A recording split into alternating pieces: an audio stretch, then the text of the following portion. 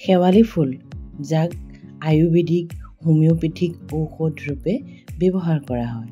কেৱল শেৱালি ফুলেই নহয়, পাত গা গছো ৰোগৰ বাবে ব্যৱহাৰ কৰা হয়। ভাবিলোঁ আজি শেৱালি ফুলৰ বৰ খাওঁ, তাকে লৈ আহিলোঁ আপোনালোকৰ ওচৰলৈ। জ্বৰ হ'লে, মূৰ্ছা গ'লে শেৱালি ফুলৰ পাতৰ ৰস ব্যৱহাৰ কৰা হয়। শেৱালি ফুল খালে হজম শক্তি বৃদ্ধি হয় আৰু চৰ্দি লাগি মাত ভাগিলেও শেৱালি পাতৰ ৰস খাব লাগে। মিৰ্গী বেমাৰী শেৱালি ফুলৰ ৰস উলিয়াই খোৱালে সেই ৰোগ ভাল হয়। আমাৰ যি চুলি সৰা বেমাৰটো, তাৰ বাবে আমি শেৱালি ফুল বাটি তাৰ ৰস উলিয়াই মূৰত লগাব পাৰোঁ। তেতিয়া চুলিবোৰ সবল হয়, মানে ষ্ট্ৰং হয়। শেৱালি ফুল আকৌ খাৰ খাবলৈও ভাল হয়।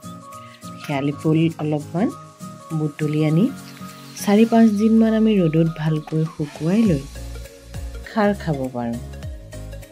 শেৱালি ফুলৰ পাত চাইট্ৰিক নামৰ ৰোগটোৰ পৰা পৰিত্ৰাণ পাবলৈ দৈনিক পুৱা গধূলি 8-10টামান পাত সিজাই সেই পানী খালে এই চাইট্ৰিক নামৰ বেমাৰটোৰ পৰা পৰিত্ৰাণ পাব পাৰি।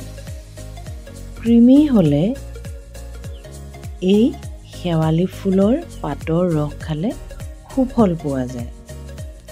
আৰু বন্ধুসকল, সকল এতিয়া বহুত ক'লোঁ।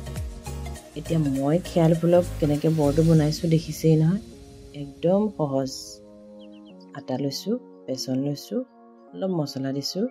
তাৰপৰা শেৱালি ফুলটোতো মই শুকাই মেলি থোৱা নাই আৰু দিহে দিছোঁ আৰু বনাইছোঁ। তাৰপৰা অলপ জ্বলা দি দিছোঁ, জালুকৰ গুড়ি। ভাবিছিলোঁ তিতা তিতা লাগিব বুলি আহিছিলোঁ, কিন্তু নাই, নালাগিলে। খাবলৈ খুব ভাল হৈছে। আশা কৰোঁ আপোনালোকেও এনেকৈ কেতিয়াবা খাব।